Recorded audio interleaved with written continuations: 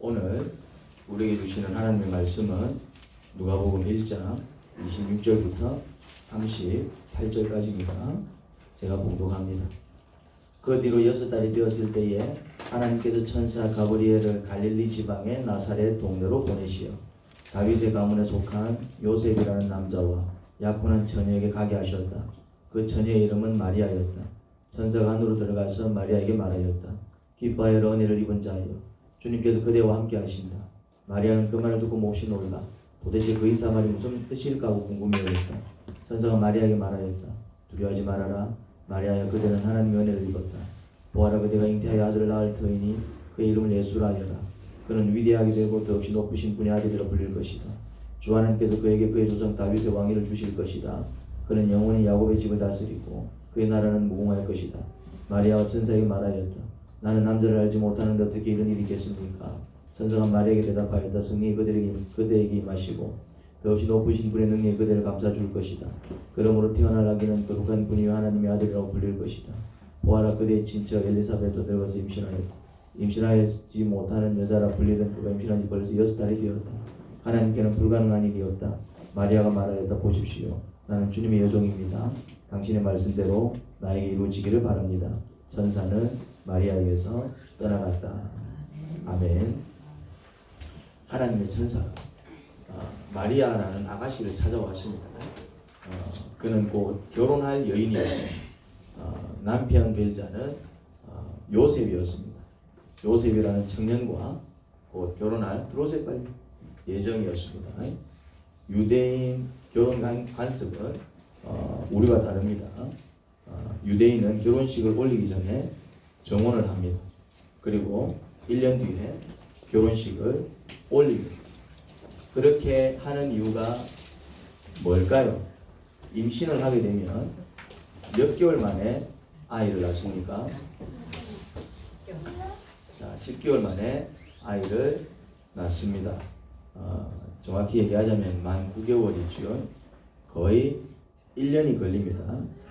결혼식을 올리기 전 여자의 순결 상태를 확인하기 위해 정혼합니다. 그래서 유대인의 정혼은 또 오늘날 우리가 아는 약혼과는 성격이 다릅니다. 약혼은 결혼을 약속하는 것이지요. 하지만 약혼을 파기한다고 해서 결혼만큼이나 큰 문제가 되지는 않습니다. 약혼을 파기하기 위해 어떤 법적 절차가 필요한 것도 아니고요. 하지만 유대인의 정혼은 약혼만큼이나 쉽게 파기가 가능하지 않았습니다. 정혼을 깨는 것은 결혼을 파기하는 것 못지않게 여파 컸습니다. 이혼 못지않은 큰 수치가 되었습니다. 다시 말해 결혼을 결정하면 먼저 약혼을 합니다. 결혼을 하기로 결정을 하면은 먼저 이제 약혼을 합니다.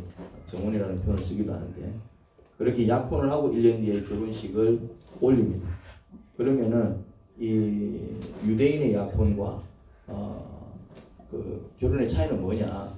한 가지입니다. 그 정혼 기간 동안에는 동거하지 않습니다. 섹스를 하지 않습니다. 부부지만은. 왜 그럴까? 정혼한 상태지만은 그 기간 동안에는 동거하지 않습니다. 같이 잠을 자지 않습니다. 그렇게 1년을 보내고 결혼식을 올리면 그때부터 동거를 시작합니다. 그래서 정혼하기 전에 몰래 만난 굴러 지나가면 되는 얼른 지나십시오.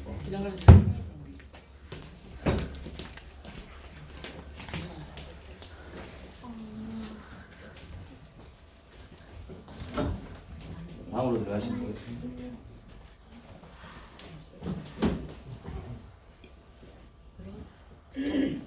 정혼하기 전에 몰래 만난 남자가 있었다면 정혼 기간에 임신을 하게 될 것입니다. 그것은 간음이기 때문에 정혼을 파기할 수 있는 근거가 됩니다. 그리고 그 경우에는 파혼만 되는 게 아니라 그 여자는 돌에 맞아 죽을 수도. 더보라 목사님 문 좀 닫아주세요. 그래 앉아있지 말고. 돌에 맞아 죽을 수도 있었습니다. 구약 성경에는 가늠한 자는 돌로 쳐 죽이라고 되어 있습니다. 그 율법에 근거해서 간음한 자를 돌로 쳐 죽이는 게 가능했습니다. 그것은 살인이 아니라 사형, 형벌, 집행으로 인정되었습니다. 그리고 정혼한 남자와 동침을 해서 임신을 해도 정혼 기간에는 동거를 하지 못하게 되어 있기 때문에 정혼한 남자와 동침을 해서 임신을 해도 결혼한 뒤에는 두고 비난거리가 되었습니다. 그러니 정혼 기간에는 여자는 뭘 지켜야 된다고요? 순결을 지켜야 됩니다.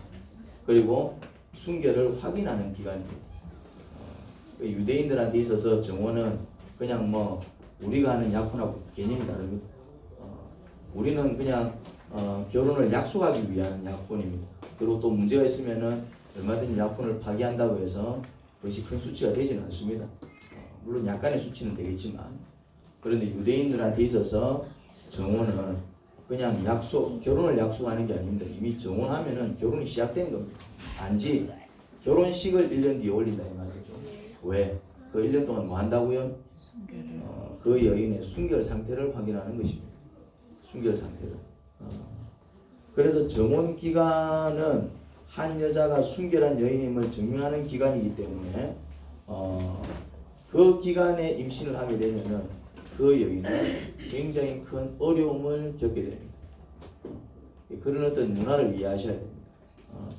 그런데 천사가 마리아에게 와서 한다는 말이 28절을 보니까 기뻐해라 은혜를 입은 자여 주님께서 그대와 함께 하신다. 이런 거 기뻐해라. 천사가 날라와가지고 뭐라고 말했다고요? 은혜를 입은 자여 은혜를 입은 자여 주님께서 그대와 함께 하신다. 30절에서 두려워하지 마라. 두려워하지 마. 마리아여 그대는 하나님의 은혜를 입었다 하고 31절에서 그대가 잉태하여 아들 낳을 터이니 그의 이름을 예수라 해라. 그런 이야기를 합니다. 마리아가 임신을 했습니다. 임신을. 이제 네가 아들 낳을 거다. 아들 낳으려면 임신해야 될 거 아니에요. 자, 그런데 제가 설명을 쭉 했습니다. 일부러 좀 장하게 설명한 이유가 있습니다. 정혼 기간에 지금 정혼 기간입니다. 정혼 기간 이제 1년 뒤에 이제 요셉과 이제 결혼식을 올려야 됩니다. 그런데 정혼 기간은 뭐 하는 기간이라 그랬죠? 순결을 지키는 기간이 아니라 그렇죠. 순결한 상태를 확인하는 상태입니다. 이 여인이 외간 남자를 만난 적이 있는지 없는지 확인하는 상태입니다. 확인하는 상태.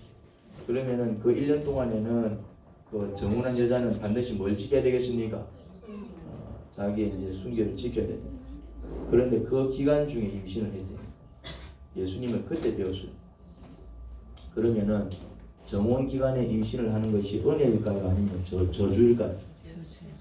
정혼 기간에 임신을 하는 것은 굉장히 위험합니다.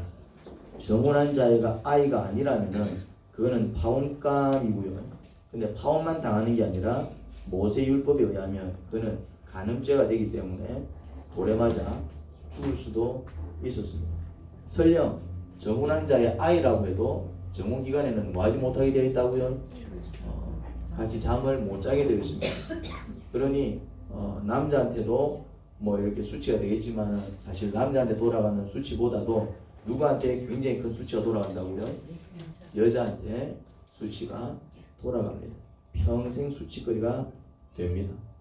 그런데 정혼 상태에 있던 마리아에게 천사가 나비나비하고 내려와서 한다는 소리가 무슨 말을 했다고요?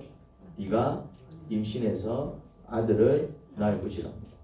이 소리는요, 사람 잡는 소리입니다. 사람 잡는 소리. 천사는 은혜를 입은 자여 이래 얘기했지만은 사람 잡는 소리다 이 말이죠. 정혼 중에 있는 여자에게 할 소리가 아닌 거예요.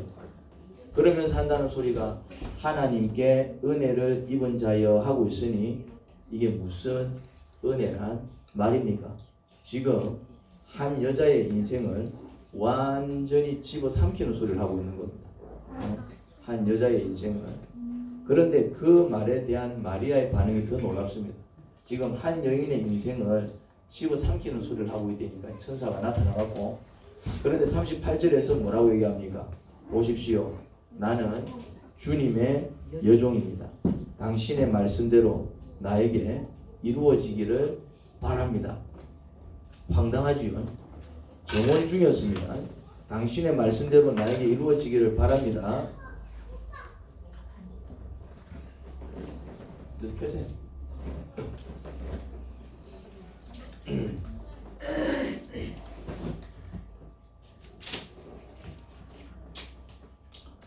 그 말은 무슨 말입니까? 임신해서 아이를 낳겠다 그 얘기겠죠.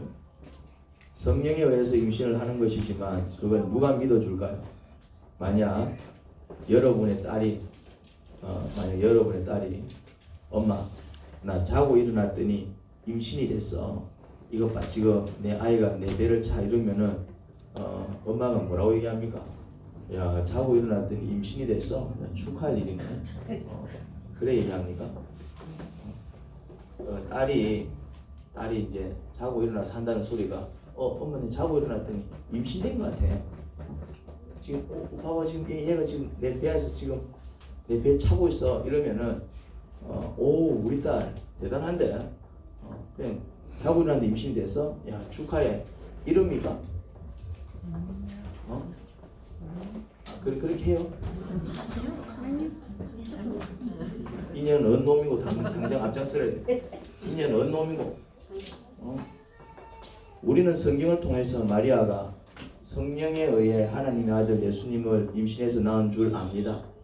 그러니까 이제 다른 남자가 잠을 잔 게 아니라 그냥 성령에 의해서 임신을 한 줄 알아요. 성경에 그렇게 기록되어 있으니까. 그런데 그 당시에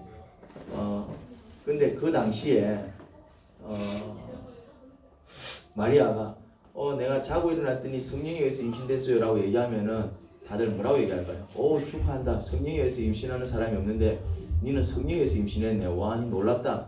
이렇게 얘기할 사람이 몇 명 될 것 같아요? 한 명도 없습니다. 한 명도 없어요. 오늘날은 마리아를 뭐 성모로 추대하지 않습니까? 천주교는 마리아를 하나님과 거의 비슷하게 봐요. 그래서 개신교는 막 마리아를 숭배한다 천주교한테 뭐라 하기도 하고요. 아무튼 그 정도로 마리아가 오늘날 사람들에게 받는 존경과 공경은 참 큽니다. 그래서 이렇게 좀 종교심이 좋고 좀 천주교인이든 뭐 기독교인이든 뭔가 이렇게 신앙생활 잘해라는 의미로 마리아라는 이름을 선호합니다. 마리아 아주 좋은 이름입니다. 근데 유대 사회에서 마리아는 어떤 이름인 줄 아십니까? 유대 사회에서 마리아는 말자야, 순자야, 경자야 이런 이름입니다. 뭐만 이해됩니까? 그냥 아주 그냥 흔해 빠진 이름이고 그냥 뭡니까? 어떤 아무런 가치 없이 그냥 툭 던져주는 이름이 마리아. 성경에 보면은 여자들 이름 중에 마리아가 많아요. 막달라 마리아도 있고 무슨 마리아도 있고 예수님 엄마 마리아도 있고 하여튼 마리아가 다 똑같은 마리아가 아니에요. 마리아라는 이름이 유대 사회에서는 그 당시에 그렇게 근데 지금은 마리아 이름 어떤 느낌이 듭니까? 아주 고귀한 이름 같고 마리아 이러면은 뭐가 있어 보이고 지금 마리아가 받는 대우는 아주 큽니다. 존경과 공경을 받죠. 하지만 마리아가 자기 시대 때에도 그런 대우를 받았을까요? 아닙니다. 정혼 기간 중에 임신한 여자라는 비난을 평생 꼬리표처럼 달고 살았을 겁니다. 성경을 하나 더 보겠습니다. 요한복음 19장 25절부터 27절인데 그런데 예수의 십자가 곁에는 예수의 어머니와 이모와 글로바의 아내 마리아와 요도 마리아 나오잖아. 이건 예수님 엄마 이거든. 글로바 아내 마리아 요도 마리아 막달라 사람 마리아 여기 마리아가 3명이 나와. 예수님의 어머니도 마리아고 그 이모 글로바의 아내 마리아 또 마리아 막달라 완전 마리아 천지였다니까요. 예수님 시대 때 예수께서는 자기 어머니와 그 곁에 서 있는 사랑하는 제자를 보시고 어머니에게 어머니 이 사람이 어머니 아들입니다 하고 말씀하시고 그 다음에 제자에게는 자 이분이 네 어머니시다 하고 말씀하셨다. 그때부터 그 제자는 그를 자기 집으로 모셨다. 지금 이 대화를 어디서 나누냐면은 예수님 지금 어디 달렸다고요? 십자가 달려서 피 철철철철 흘리면서 지금 마치 유언 비슷하게 남기는 얘기입니다. 예수님께서 십자가에 매달려 있고 그 십자가 밑에 누가 있었다고요? 마리아가 이제 있었습니다. 마리아는 그 십자가 밑에서 뭘 쳐다봐야 했습니까? 아무런 잘못도 없는 자기 아들이 십자가에 매달려서 마치 아주 극악무도한 죄인처럼 그런 취급을 당하고 죽어가는 모습을 보고 있어야 했습니다. 누가요? 마리아. 마리아가 예수님을 어떻게 낳았습니까? 수치 속에서 낳았어요. 은혜는 무슨 은혜? 수치 속에서 낳았지. 성령에 의해서 임신되었지만은 그 당시에 그것을 알던 사람이 한 명도 없었다니까요. 지금은 이제 우리가 이제 그걸 인정하고 그걸 믿고 이제 마리아를 야 대단하다 이렇게 이제 존경하지만은 그 당시에는 마리아는 어땠다고요? 그냥 정원 중에 임신을 해서 아이를 낳은 아주 수치스러운 여인으로 지켜 있었다 이 말입니다. 성령에 의해서 임신한 사실을 아무도 알아주지 않았기에 그는 사람들에게 손가락질 당한 것을 감수하고 예수님을 임신해서 낳아서 키웠습니다. 자기는 이제 그 수치를 감수하고 예수를 낳은 겁니다. 그때 낳을 때는 어떤 의도였겠습니까? 하나님의 아들이라니까. 남들은 몰라도 자기는 알잖아. 남들은 몰라도. 그러면은 지금은 아무도 알아주지 않겠지만은 이 아들이 이제 하나님의 아들이니까 나중에 크면은 하나님의 아들로 사람들에게 알려질 것이고, 그러면은 비록 지금은 내가 수치를 당하지만은 나중에 이제 이분이 하나님의 아들로 성장할 수 있는 사람들한테 그 영광이 드러나면은 그때는 이제 보상과 그를 다 받을 수 있게끔이 한 거죠. 이제 지금은 고생스러워도 뭐합니까? 이 뒷바라지를 열심히 하면은 얘가 이제 나중에 큰 인물이 되면은 지금 고생 그 이상의 어떤 보상과 영광을 받겠거니 이제 하면서 이제 참을 수 있었을 것입니다. 그런데 이제 그렇게 참고 견뎠는데 이제 이 아들이 잘 되기만을 바랬는데 하나님의 아들이라는 이유로 이제 잘 키워놓으면 하나님의 아들로 이제 사람들한테 알려져가지고 그 하나님의 아들을 키운 엄마래 가고 등달아서 자기도 이제 유명해질 건데, 이거는 하나님의 아들로 이제 많은 사람들한테 알려진 게 아니라 마지막 보니까 어떤 결과입니까? 죄수 중에 죄수가 되어가지고 이제는 아무런 잘못 없으면서 그렇게 이제 죄수로 이제 인정받아가지고 딱 십자가에 매달린 모습 볼 때 이 마리아는 마음이 어땠을까요? 많은 이들에게 조롱과 멸시를 당하며 십자가에 매달려 처참한 꼴로 죽음을 기다리고 있는 모습을 지켜봐야 하는 어미의 심정을 여러분은 알 수 있겠습니까? 자녀를 키워봤구나. 키우는 중에 있는 사람은 지 새끼가 그런 처참한 꼴을 당하는 모습을 옆에서 지켜만 봐야 하는 어미의 심정을 조금은 알 겁니다. 다시 말해 마리아는 예수님을 뵈서 낳고 키우면서 예수님께서 십자가에 매달려 처참하게 죽는 모습을 지켜보는 동안 인간적으로 예수님 때문에 은혜스럽기보다 정원 중에 임신해서 아이를 낳은 여자라는 오명으로 출발해서 마지막은 아들이 죄인 중에 괴수가 되어 처참하게 처형된 어미라는 오명으로 끝이 난 불쌍한 여인이죠. 그러면 한번 봅시다. 이 마리아가 은혜를 입은 자입니까? 아니면 불쌍한 자입니까? 인간적으로 볼 때, 우리의 눈을 볼 때, 그 당시 어떤 시선 속에서는 마리아는 정말 은혜를 많이 받았구나. 야, 자식이 잘 돼가지고 말이지, 집도 큰 집에서 살고, 차도 좋은 차 끌고 다니고, 자식 복이 있어가지고, 진짜 막 은혜가 넘쳐가지고, 야, 막 그런 사람이요? 아니면은 불쌍한 사람입니까? 아이를 낳을 때도 아주 수치 속에서 아이를 낳아야 했었고요. 그리고 마지막 이제 그 아들이 뭐 하나님의 아들이라는 어떤 기대 속에서 아이를 키웠건만 나중에는 하나님의 아들로 사람들한테 인정받은 게 아니라 이거는 십자가에 매달려서 이제 아주 극악무도한 죄인으로 그 운명을 달리하는 모습을 지켜봐야 했으니 이게 뭔 은혜란 말입니다. 이게 뭔 은혜냐. 물론 예수님은 자기 죄 때문에 죽은 건 아닙니다. 인류의 죄를 대신해서 그리고 인류를 구원하기 위해서 대신 피값을 치르신 사건이었지만 그거를 누가 아냐 이 말이에요. 그거를 누가 아냐 이 말이에요. 그거를 그냥 자식 잘못 키워서 십자가 형벌로서 처참하게 아들을 보낼 수밖에 없었던 그냥 그런 불쌍한 여인으로 사람들한테 보였을 것입니다. 마리아는 이 땅에 사는 동안 예수님 때문에 받은 은혜는 없었습니다. 은혜를 받은 자여 했지만은 근데 없었어요. 아만 봐도 없어. 뭔 은혜를 받았단 말이야. 아만 봐도 없어. 오히려 예수님 때문에 부끄러운 여자였고 오히려 예수님 때문에 불쌍한 여자였지 정말 천사가 말한 대로 하나님께 은혜를 입은 자 같이 보이지 않았습니다. 그런데 만약 마리아가 예수님 때문에 겪게 될 그 수치가 싫어서, 그 오명이 싫어서 예수님 임신하기를 거절했다면, 만약 마리아가 자기 눈앞에서 자기 아들이 죄인 취급당하며 처참한 꼴로 죽음을 기다릴 수밖에 없는 처참한 광경을 눈뜨고 볼 수 없어서 차라리 혀를 깨물고 죽기를 선택했다면 예수님은 이 땅에 오실 수도 없었고 십자가를 걷더니 지지도 못하셨겠죠. 그러면 우리는 아무도 구원받지 못했을 것입니다. 성경을 보면 마리아가 특별하게 한 건 없습니다. 뭐 눈에 띌 만한 업적 같은 건 없어요. 뭐 죽은 자를 살려냈습니까? 아픈 자를 고쳤습니까? 뭐 교회를 하나 세웠습니까? 뭐 딱히 이렇게 눈에 띌 만한 그런 업적, 좋은 일, 그런 거는 하나도 없었습니다. 특별하게 마리아가 한 게 없어요. 물어보면은 글쎄 뭐 했지? 뭐 그런 어떤 응답을 할 것입니다. 그런데 마리아는 이거 하나였습니다. 이거 하나. 성령에 의해서 하나님의 아들을 임신하게 될 텐데 낳아서 잘 키워 하는 말에, 그게 여자로서 자기 인생 끝장내는 일인 줄 알았지만 그게 주님의 뜻이라면 그렇게 하지요. 그래서 예수님은 하나님의 아들로서 십자가에 달려 인류의 죄값을 대신 치고 계셨지만 마리아 입장에서는 그의 배를 찢고 낳은 그의 아들 아닙니까? 그의 아들이 그렇게 죽어가는 것을 이것 또한 주님의 뜻이라면 제가 이것도 견뎌야겠죠 하면서 처참하게 죽어가던 아들을 지켜봐야만 했습니다. 하지만 그건 마리아의 헌신이었습니다. 말없는 헌신이었습니다.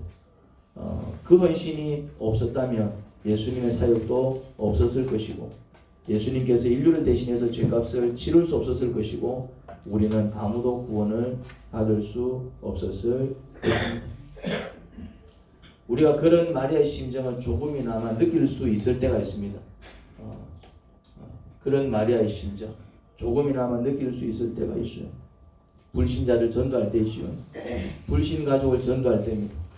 불신 형제 혹은 친구들을 전도할 때입니다. 우리가 전도할 때는 어떤 마음으로 전도합니까? 그들은 그걸 이해를 못하겠지만은 우리는 어떤 마음으로 전도합니까?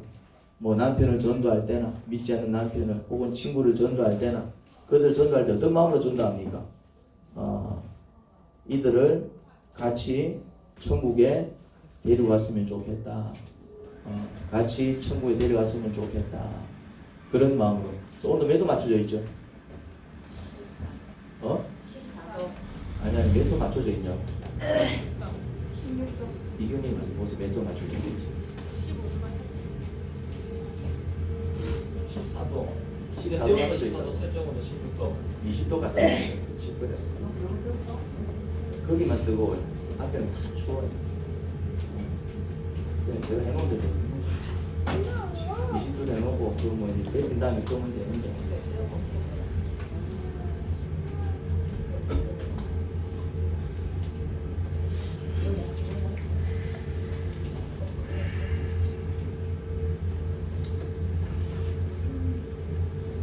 전도할 때는 우리 같이 천국 갑시다 그런 마음으로 전도를 합니다.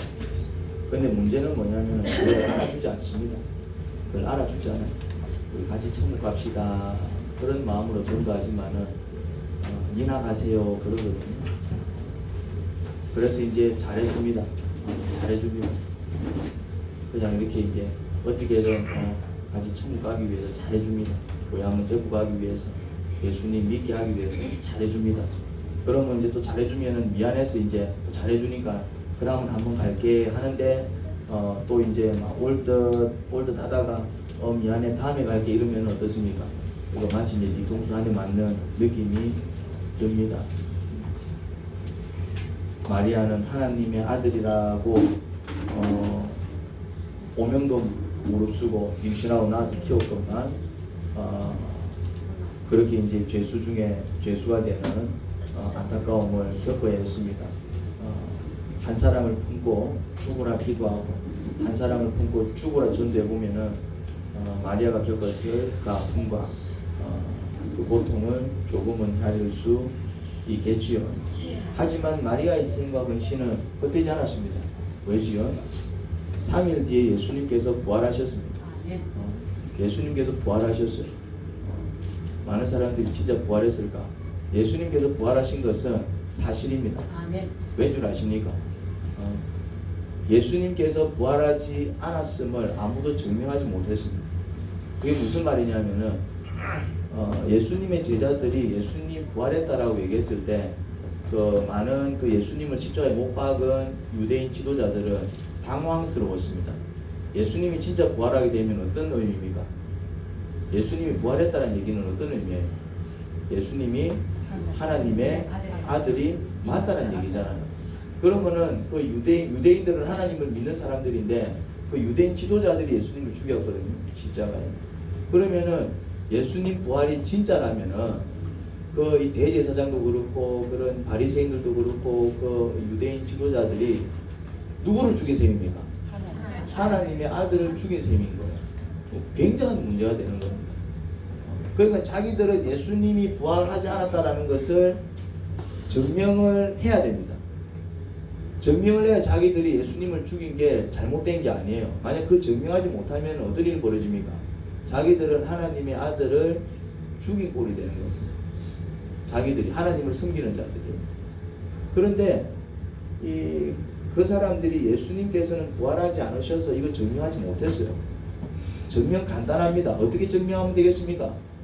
예수님께서 부활하지 않았음을 증명하는 것은 굉장히 간단해요. 어떻게 증명하면 됩니까? 시체 찾아가고 던지면 됩니다. 시체를 찾아가고 던지면 된다니까. 그런데 그 사람들이 예수님의 시체를 찾아서 던지지 못했습니다. 왜 그럴까요? 이렇게 얘기하죠. 제자들이 훔쳐갔다라고 얘기하는데 훔쳐갈 수 없었습니다. 왜 훔쳐갈 수 없었지요? 왜 훔쳐갈 수 없었지요? 군사들이 지키고 있었다니까요. 그 무덤이 뭐 대궐 같은 집도 아니고 조그만 무덤인데 그거를 군사를 풀어가지고 군사들이 지키고 있었다 이 말이에요. 그런데 제자들이 훔쳐냈다? 제자들이 훔쳐냈다? 이게 앞뒤가 안 맞는 소리입니다. 그러니까 그 사람들이 뭘 증명하지 못하느냐 하면은 예수님께서 부활하지 않으셨음을 증명하지 못하는 거예요. 간단하다니까요. 시체 찾아서 보여주면은 간단하다니까. 근데 그거 증명하지 못했어요. 그거 증명하지 못했어요. 무엇을 얘기할까요? 예수님께서 부활하셨습니다. 그리고 정말 그것이 그냥 허무맹랑한 얘기라면은 그냥 그런 이야기는 뭐 잠시 이렇게 전해오다가 전설로 끝이 났을 겁니다. 그런데 예수님 부활은 전설로 끝이 나지 않았습니다. 지금 많은 세월이 지났지만 지금도 그 예수님의 부활을 믿고 그 예수님을 전하는 자들이 정말 많습니다.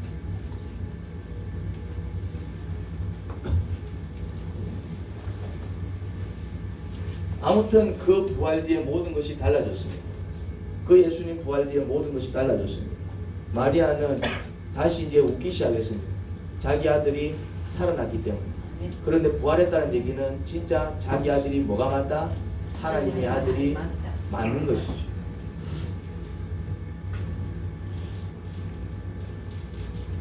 여러분, 남편 혹은 아내 영혼을 위해 아직 믿지 아니하는 친구들을 위해 그런 형제들을 위해 죽으라 기도하고 죽으라 전도해도 그래서 정말 여러분들의 속을 뒤집어 놓을 수밖에 없는 뒤집어 놓기만 해서 울 수밖에 없는 그런 처지일지라도 그렇게 부모를 위해 자녀들을 위해 그렇게 기도하면서 그들의 변화 그들의 영혼을 위해서 울며 불며 애통하지만 그때는 고통스러워도 정말 그들이 그 수고와 그 헌신의 결과로 어느 순간 같이 교회를 나오기 시작하고 함께 예수님을 믿기 시작할 때 어떤 일이 벌어질까요?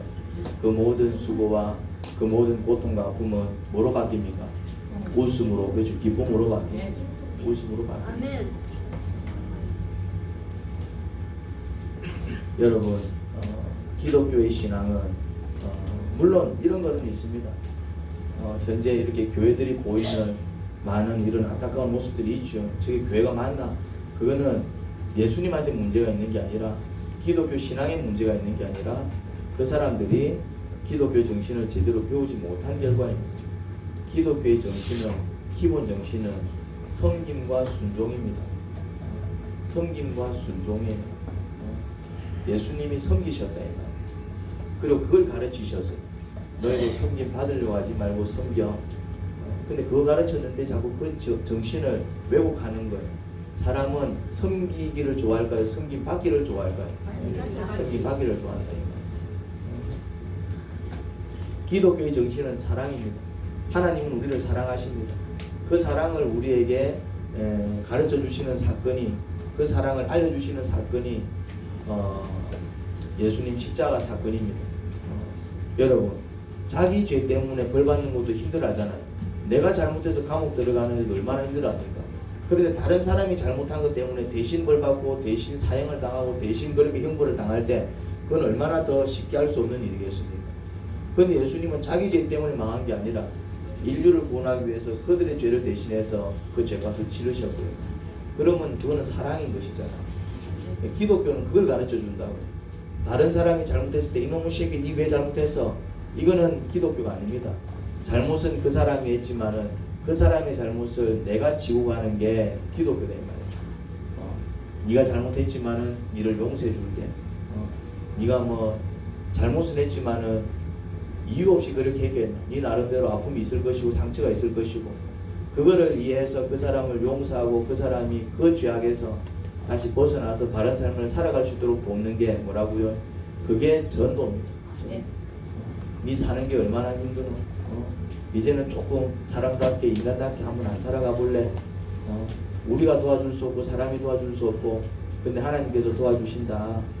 그래서 그 은혜 속에서 그 사람이 정말 사람처럼 인간으로 살아갈 수 있도록 돕는 게 뭐라고요? 그게 전도입니다. 그런데 이제 전도를 그냥 사람 수 늘리는 수단으로 쓰다 보니까 많은 사람들이 이제 오해를 하는 것이죠. 그건 전도가 아닙니다. 네 아픔을 내가 헤아려주고 네 고통을 내가 헤아려주고 그게 섬기는 거잖아요. 그게 섬기는 거다 이 말이죠. 힘들어할 때 같이 기도해주고 그 문제가 해결될 수 있도록 같이 애써보고 우리의 노력만 되지 않으니까 하나님 앞에 나아가고 같이 기도하고 그게 뭐라고요? 그게 섬김이고 그게 희생이고 그게 함께하는 사랑이다 이 말이죠. 그거 하는 곳이 교회입니다. 헌금 내는 곳이 교회가 아니에요. 헌금은 막 은혜를 받았으니까 감사해서 뭐 헌금을 낼 수 있겠지만 교회는 그거 하는 곳입니다. 그거 하는 곳. 조금 더 이렇게 은혜를 받은 사람이 아직 그 사랑을 모르는 사람들을 섬김으로 해서 하나님의 사랑은 이런 거예요 알려주는 곳이 교회입니다. 그래서 외로운 사람들이 그 외로움을 달래고 그래서 아픈 사람이 그 아픔을 달래고 그래서 정말 힘든 사람이 그 어려움을 달래고 그래서 자기도 그럼 나도 한번 열심히 살아볼게요 그렇게 결단하는 곳이 교회다 이 말입니다. 하나님 아버지 은혜를 감사합니다. 그렇습니다. 교회는 사랑을 나누는 것이고 은혜를 베푸는 곳입니다. 마리아는 사실 뭐 은혜를 입었다지만 그의 삶을 보면은 수치 속에서 아이를 낳았고 또 정말 그렇게 죄 없이 죽어가던 자기 아들을 눈앞에서 목도해야 되는 불쌍한 여인이었습니다. 그럼에도 불구하고 그것이 하나님의 은혜였던 이유는 그 이후에 부활하신 예수님 그렇게 다시 살아나니 그것이 기쁨이 되었고 또한 그것은 정말 내가 낳아서 키운 아들이 하나님의 아들이 맞구나 증명되는 사건이었기에 또 그렇게 정말 그 예수님이 인류를 구원하고 그는 인류를 구원하신 하나님의 아들을 낳은 또 그런 여인으로 인정을 받을 때에 참 그 영광이 컸습니다. 하나님 비록 저희가 한 사람 한 사람 품고 기도하고 전도하는 것이 쉽지는 않습니다.